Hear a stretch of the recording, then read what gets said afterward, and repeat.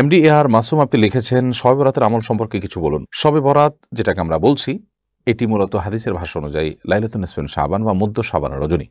মধ্য শাবানের রজনী, এটার ফজিলত মৌলিকভাবে প্রমাণিত আছে যে এ রাতে আল্লাহ রাব্বুল আলামিন বান্দাদেরকে সাধারণ ক্ষমা ঘোষণা করেন, যারা হিংসুক এবং যারা শিরকে লিপ্ত তারা ছাড়া। অতএব এ রাতে এটুকু ফজিলত প্রমাণিত, এবং সেই ফজিলতের জন্য কেউ যদি চেষ্টা করেন, আল্লাহ ক্ষমা লাভের চেষ্টা করেন, বিশেষ করে হিংসা এবং বিদ্বেষ থেকে, শিরক থেকে নিজেকে পরিচ্ছন্ন রাখার চেষ্টা করেন, সেটা প্রশংসনীয়। কারণ তিনি আল্লাহর ক্ষমা লাভের ন্যূনতম চেষ্টা তিনি করছেন, আল্লাহর কাছে ক্ষমা লাভ করতে চাইছেন, দোয়া করছেন, এটি হতে পারে। ব্যক্তিগতভাবে ক্ষমা লাভের জন্য প্রচেষ্টা, সেটি দর্শনীয় কোনো বিষয় নয়। কিন্তু শবে বরাত যেটাকে আমরা বলছি, যেটার আসল নাম হলো শাবানের মধ্য রজনী, হাদিসের নাম, সেই রাতের বিশেষ কোনো ফরম্যাটের নামাজ, তেলাওয়াত অথবা পরের দিনের রোজা, এর কোনোটি কিন্তু বিশুদ্ধ কোনো হাদিস দ্বারায় বর্ণিত নয়। তবে এটা ঠিক, শাবান মাস জুড়ে নফল রোজা রাখতে হয়। এর মধ্যে চাঁদ্র মাসের 13, 14, 15 এই দিনগুলোতে, আইয়াম বীজের দিনগুলোতে রোজা রাখার ব্যাপারে নবী করিম সাল্লাল্লাহু আলাইহি ওয়াসাল্লামের বিশেষ গুরুত্ব আরোপ রয়েছে। তো সব মিলিয়ে আপনার আইয়াম বীজের অংশ হিসাবে, শাবান মাসের অংশ হিসাবে কেউ রোজা রাখলে সেটা অবশ্যই প্রশংসনীয়। আবার কেউ রাতে আল্লাহ রাব্বুল আলামিন বান্দাদের সাধারণ ক্ষমা ঘোষণা করেন, বিশেষ করে রাতে তাহাজ্জুদের সালাত, শাবান মাস নবী সাল্লাল্লাহু আলাইহি ওয়াসাল্লাম বিশেষভাবে নফল রোজা রাখতেন, ইবাদতবন্দি করার চেষ্টা করতেন। সেই জায়গা থেকে বা তাহাজ্জুদের নামাজ পড়ার অভ্যাসের জায়গা থেকে তিনি যদি রাতে ইবাদতবন্দি করেন, অথবা আল্লাহর ক্ষমা লাভের চেষ্টার জায়গা থেকে তিনি আল্লাহর কাছে দোয়া করেন, অথবা ওই যে শিরক এবং হিংসা থেকে নিজেকে মুক্ত রাখেন, তো সেটি হতে পারে, সেটি জায়েজ হতে পারে। কিন্তু নবী করিম সাল্লাল্লাহু আলাইহি ওয়াসাল্লাম থেকে বিশুদ্ধভাবে আমরা যেভাবে এটাকে গুরুত্ব দিয়ে রাত জাগার গুরুত্ব আরোপ করে থাকি, এভাবে রাত্রে জাগরণ করা অথবা আপনার দিনে রোজা রাখা, স্পেশালি এই কারণ দেখিয়ে, এরকমটি নবী করিম সাল্লাল্লাহু আলাইহি ওয়াসাল্লাম থেকে বিশুদ্ধ কোন হাদিস দ্বারা বর্ণিত নয়। বিষয়ে যতগুলো হাদিস আছে, অর্থাৎ এরকম যেগুলো কথা বলেছি যে দিনে রোজা রাখার কথা এবং রাতে ইবাদত করার কথা, সেগুলো হাদিসগুলো সনদের দিক থেকে দাইফ, অর্থাৎ বিশুদ্ধ সূত্রে বর্ণিত নয়। খোলাসা কথা হলো যে মধ্য শাবান রজনী ফজিলত একেবারে নেই, ব্যাপার ফুটানো ছিল, এখন ওটা কমেছে। হালুয়া রুটি খাওয়া, তারপরে আতশবাজি কমে থাকলেও এই রাত উপলক্ষে আলোকসজ্জা, তারপরে মসজিদে সমবেত হয়ে আলোচনা অনুষ্ঠান, কিংবা আপনার হিংসা এবং শিরক থেকে নিজেকে পরিচ্ছন্ন রাখবো এবং আল্লাহ রাব্বুল আলামিনের কাছে আমাদের মুক্তি কামনা করব, আল্লাহ তাআলা সাধারণ ক্ষমার আওতায় যেন আমাদেরকে ফেরেন, সেই দোয়া, সেই প্রচেষ্টা আমাদের থাকবে। বাস এটুকুই। এর বাইরে এই রাতকে বছরের শ্রেষ্ঠ রাত বানিয়ে ফেলা, সেটা মোটেও উচিত নয়। বছরের ইবাদতের জন্য শ্রেষ্ঠ রাত হলো লাইলাতুল কদর, যেমনটি আল্লাহ তাআলা সূরা কদরের মধ্যে উল্লেখ করেছেন। শবে বরাতের নামাজ বলতে আলাদা করে বিশেষ সংখ্যক রাকাত এবং বিশেষ পদ্ধতির নামাজ, যেখানে নির্দিষ্ট কোনো সূরা নির্দিষ্ট সংখ্যক বার পড়তে হবে, এরকম কোনো নামাজের কথা কোরআন হাদিসে কোথাও বর্ণিত হয়নি। আমরা শবে বরাতের নামাজ বলতে যেরকম নির্দিষ্ট ফরম্যাটের কথা ছোটবেলা থেকে জেনে আসছি বা বিভিন্ন বই পুস্তকে আমরা দেখে থাকি, এগুলোর কোনোটি কিন্তু অথেন্টিকভাবে প্রমাণিত নয়, না কোরআনে আছে, না নবী করিম সাল্লাল্লাহু আলাইহি ওয়াসাল্লামের কোনো হাদিস দ্বারা এরকম কোনো বিষয় প্রমাণিত আছে। আমরা মধ্য শাবানের রজনী, যেটাকে শবে বরাত বলছি, এই রাতকে কেন্দ্র করে মূলত আল্লাহ তাআলার সাধারণ ক্ষমার যে ঘোষণা আছে, আল্লাহর বান্দাদের প্রতি যে রহম করেন, তাদেরকে আল্লাহ রাব্বুল আলামিন যে মাফ করেন, সেটি পাওয়ার জন্য আমাদেরকে শিরক থেকে, হিংসা বিদ্বেষ, মানুষের পেছনে লেগে থাকা, শত্রুতা করা, এই চরিত্র থেকে আমাদের নিজেদেরকে মুক্ত করার জন্য আমাদেরকে প্রয়াস চালাতে হবে। সেটি যদি আমরা করতে পারি, সেটি হবে আল্লাহ তাআলার ক্ষমা লাভের উপযুক্ত করা নিজেকে, এবং সেটি হবে সবচেয়ে প্রয়োজনীয় কাজ।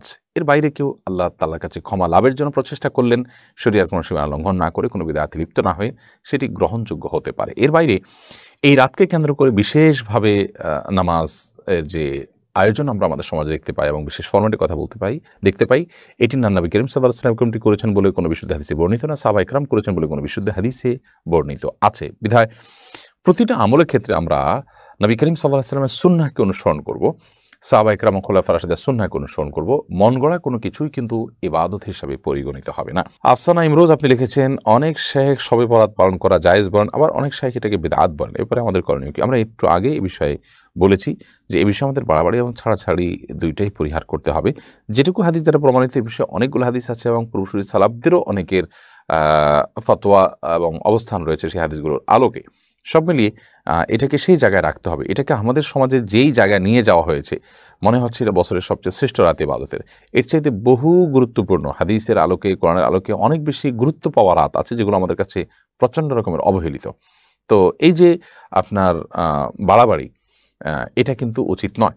আবার একেবারে ছাড়াছাড়ি যে না, এই রাতের কোনোই ফজিলত নাই, এতগুলো হাদিস আছে, সবগুলো হাদিসকে ইগনোর করা, এবং যে হাদিসে সনদকে অনেক মুহাদ্দিসগণ শুদ্ধ বলেছেন সেটাতে ভিন্নমত থাকার কারণে সেটাকে উড়িয়ে দিয়ে একেবারে এই আমলটাকে আপনার বেদাতি আমল সাব্যস্ত করা, এগুলো ছাড়াছাড়ি। অতএব বাড়াবাড়ি এবং ছাড়াছাড়ির সমন্বয় হওয়া উচিত। নীল অবন্তী আপনি এটি থেকে লিখেছেন, ব্যথা পেলেও আঘাতপ্রাপ্ত হলে আল্লাহকে না ডেকে ও মা বললে কি গুনাহ হবে? গুনাহ হবে না, কিন্তু হওয়া উচিত তো আল্লাহ তাআলার কাছে আশ্রয় চাওয়াটা সবকিছুর আগে। ফারজানা রহমান লিখেছেন, নামাজের শেষ বৈঠকে ওযু ভেঙে গেলে করণীয় কি? মহিলাদের ক্ষেত্রে আবার পুরো নামাজ পড়তে হবে নাকি ওখান থেকে পড়লেই হবে? মহিলা আর পুরুষ সবার জন্য একই কথা প্রযোজ্য। শেষ বৈঠকে ভেঙে গেছে, এখন আপনি নামাজের মধ্যেই আছেন, ওযু করে আসি ওই জায়গা থেকে কন্টিনিউ করলেও আপনার নামাজ হয়ে যাবে। এমনি ইসাবুল হাসান আপনি লিখেছেন, কোনো খারাপ কাজ থেকে বাঁচার জন্য বোনের মাথায় হাত রেখে শপথ করা কি পাপের কাজ? এটা ভুল পদ্ধতির শপথ, অবশ্যই সেটি গুনাহ হবে। এভাবে শপথ করলে শপথ করতে হবে আল্লাহর নামে।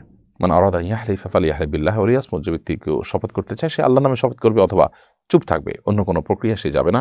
এটি অশুদ্ধ এবং ভুল পদ্ধতির শপথ। ফাউজিয়া ইয়াসমিন আপনি লিখেছেন, নন মাহরাম কারো উপহার গ্রহণ করা যাবে কিনা? যিনি মাহরাম নন এরকম কেউ যদি আপনাকে উপহার দেন আর কোনো ফিতনার আশঙ্কা না থাকে, সেটা গ্রহণ করতে কোনো অসুবিধা নেই। কিন্তু উপহার এর মাধ্যমে যদি ফিতনার দুয়ার উন্মুক্ত হতে পারে এরকমটি মনে হয়, হারামের দিকে আপনারা যেতে পারেন, হারাম সম্পর্ক বিল্ড আপ হতে পারে, তৈরি হতে পারে, তাহলে সেক্ষেত্রে সেটি করা মোটেও জায়েজ হবে না। এরপরে সুমাইয়া মজুমদার লিখেছেন, কোরআন শরীফ বসে বা শুয়ে পড়ার চেয়ে দাঁড়িয়ে পড়লে অনেক সওয়াব পাওয়া যায়, কতটুকু শরীয়ত সম্মত? কোরআনে কারীম দাঁড়িয়ে পড়লে বেশি সওয়াব পাওয়া যায় এরকম কোনো কথা কোরআন বা সুন্নাহ কোথাও আছে বলে আমার জানা নেই। তবে হ্যাঁ, সালাতে যখন আমরা কোরআন তেলাওয়াত করবো সেটা অবশ্যই দাঁড়িয়ে তেলাওয়াত করব, সেটি ইসলাম আমাদেরকে নির্দেশ করেছে। তবে এর বাইরে আপনার সর্বাবস্থায় বসে পড়ার চাইতেও দাঁড়িয়ে পড়া উত্তম এমন কোনো কথা কোন হাদিসে কোথাও বর্ণিত হয়েছিল আমার জানা নেই। এমনি মনে লিখেছেন, কেউ কোনো উপহার দিলে তাকে কি আবার উপহার দিতে হবে? এমন কোনো বাধ্যকতা নেই, তবে হাল জাযাউল ইহসান ইল্লাল ইহসান, কেউ যদি আপনার প্রতি ইহসান করে অনুগ্রহ করে তাহলে সেক্ষেত্রে আপনি তার প্রতি ইহসান অনুগ্রহ করবেন। এরপর প্রশ্ন করেছেন চৌধুরী অপি, আপনি লিখেছেন, গোসলের ফরজ আদায় করলে কি ওযু করা দরকার হয় না? আমাদের সমাজে অনেক মানুষ বলেন যে গোসলের ফরজ আদায় করলে নাকি ওযু করা লাগে না, কিন্তু আমি দুটোই করি। সুন্নাহসম্মত গোসল যদি করেন তাহলে আলাদা কোনো ওযু করার কোনো প্রয়োজন নেই। গোসলের ফরজ আদায় করলে ওযু লাগে না, ব্যাপারটা সেরকম না। সুন্নাহসম্মত গোসল হলে আর ওযুর প্রয়োজন নেই। সুন্নাহসম্মত ফরজ গোসল কিভাবে? গোসলের শুরুতে আপনার শরীর কিংবা কাপড়ে কোনো নাপাক থাকলে সেটা ধুয়ে ফেলে এরপরে 2 হাতের কবজি ধুয়ে, তারপরে কুলি নাকের পানি করে, মুখ ধুয়ে 2 হাতের কনুই পর্যন্ত 3 বার ধুয়ে, মাথা মাসাই করে, এরপরে পুরো শরীর ধৌত করে শেষে পাও দিয়ে বের হয়ে আসছেন। এটা হলো সুন্নাহসম্মত গোসল, অর্থাৎ যার শুরুতে ওযু আছে এরপর গোসল আছে, তাহলে সেক্ষেত্রে একসাথে ওযু এবং গোসল দুইটাই হয়ে গেল, আলাদা করে পরে আর ওযু করার কোনো প্রয়োজন নেই। এটি হলো সুন্নাহসম্মত গোসল। এভাবে গোসল করলে সেই গোসলটির কারণে আমরা সওয়াব লাভ করব, যেহেতু একটি সুন্নাহ আমরা আমল করেছি। হাবিব আপনি লিখেছেন, আমি 5 ওয়াক্ত নামাজ পড়ি এবং মাঝে মাঝে তাহাজ্জুদ পড়ি, কিন্তু বিড়ি খাওয়া ছাড়তে পারি না, এটা নিয়ে কিছু বলেন। বিড়ি খাওয়া ছাড়ার জন্য একটা দারুণ সুযোগ আসছে আপনার সামনে, সেটা হলো আপনি রমজান মাসে চেষ্টা করলে, যেহেতু দিনের বেলা বড় একটা অংশ আপনি পানাহার করছেন না, ইফতারি করছেন, ইফতারের পরে যে সময়টা আছে কষ্ট করে যদি কোনোভাবে কাটা দিতে পারেন এবং তাড়াতাড়ি মসজিদে চলে যান এবং এরপরে যদি আপনি সংগ্রাম চালান রাতে তাড়াতাড়ি শুয়ে যাওয়ার, ইনশাআল্লাহ আপনার জন্য এই বদভ্যাস ত্যাগ করা অনেক সহজ হবে। মানুষ সৎ সাহস করলে, হিম্মত করলে পারে না এমন জিনিস খুব কম আছে, যদি আপনি হিম্মত করেন এবং আল্লাহর কাছে সাহায্য চান।